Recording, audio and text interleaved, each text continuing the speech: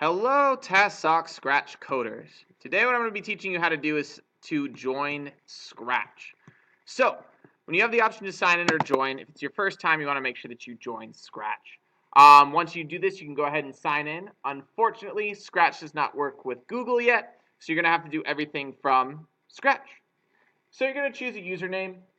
Make sure that you don't use your real name. So you're not going to put exactly what your name is. I could put Chop D-O-double-G, okay? That could be Chop Dog. All right, then you choose a password. Make sure the password is something that you will remember, and it can be the one that you use for your other accounts, including your tasok Gmail or tasok computer. Okay, for your birth month and year, you can go ahead and choose it from here. I was born in 1901. Okay, then the country, put United States, because that's where I'm from. Okay. So then, your email address, you could use your tasok.net.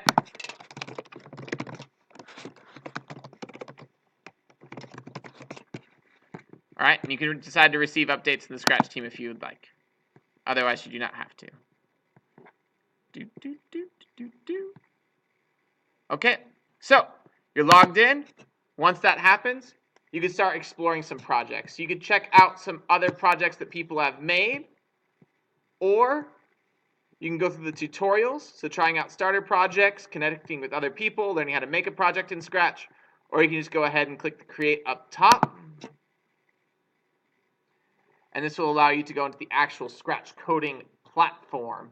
So, if you want to learn how to do Scratch, it would probably be good to do the Learn How To section in the front before you go to Create, or trying a starter project.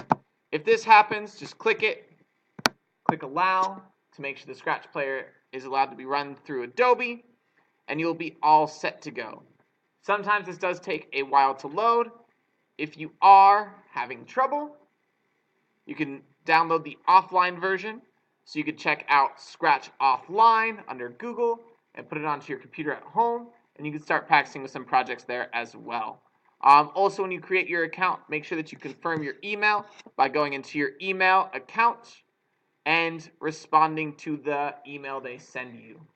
So, I'm going to go ahead and stop the video here because it's taking a little while to load, but sometimes that does happen. So if this is happening to you, just know that sometimes it takes about a minute to load, and then you'll be good to go. Hopefully this was helpful. Feel free to ask questions in class, or if you need to comment on this post so others can watch, that's totally fine. Up, and here it comes. Comes up. Then once this happens, you are good to go. And check out up here, make sure that all of your projects are saved as you're going through it. And you can use the videos I give you to go ahead and start playing around with all of these drag and drop blocks. Okay? So I hope that this helps, and have a wonderful rest of your day.